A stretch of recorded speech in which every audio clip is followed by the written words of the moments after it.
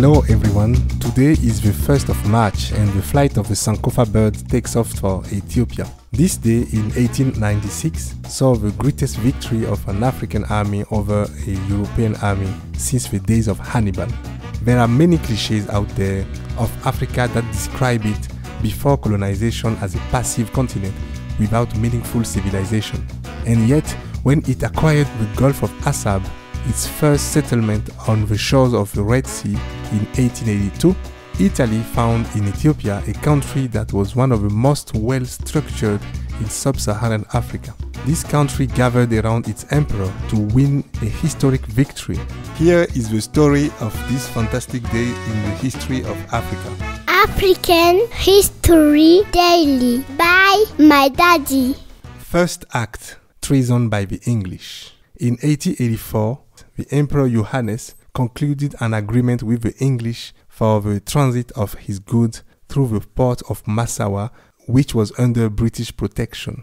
However, in order to hinder the expansion of the French rivals, the British gave away this port only 8 months later to Italy, which then set out to annex Ethiopia. A war was then emerging, but bad news, the Emperor Johannes died. He was replaced by the governor of the Shoa region, Menelik, who was supported by Italy.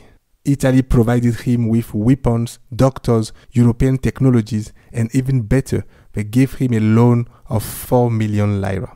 The confidence in this relationship was therefore very good when on May 2nd, 1889, the Treaty of Peace and Friendship was signed in the small village of Wuchale in Ethiopia. But guess what? Soon, very soon, a storm is coming. Second act, treason by Italy. The Article 17, the most important part of the treaty, is problematic. There are actually 2 versions of that article. A version in Amharic, the official language of Ethiopia, which indicates that Menelik can, if he wishes, request the diplomatic services of Italy. The Italian version of the treaty actually requires Menelik to do so. In other words, the treaty was establishing Ethiopia as an Italian protectorate. Like Johannes, Menelik feels betrayed. Unsurprisingly, the European powers supported Italy. Better yet, maps printed in Europe now refer to Ethiopia as Italian Abyssinia. Italy then went ahead to annex the city of Adowa, which it threatens to occupy as long as Menelik refuses the Italian interpretation of the famous treaty. Menelik is under pressure, but refuses to give in.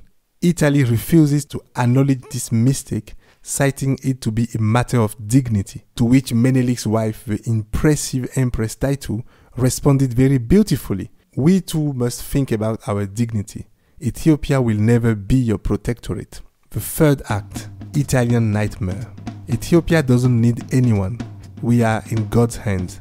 This was essentially the message sent by Menelik to the European powers in the morning of February 12, 1893, to denounce the famous treaty. The dice has been thrown and the war is now inevitable.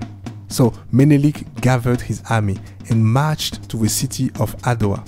As he progressed, the Italian unit disintegrated one after the other. The Ethiopian victory is brilliant. As for Italy, defeated and humiliated, it turns away from Ethiopia and postpones its colonial ambition back toward the Mediterranean. Last act, Ethiopia is back on the map.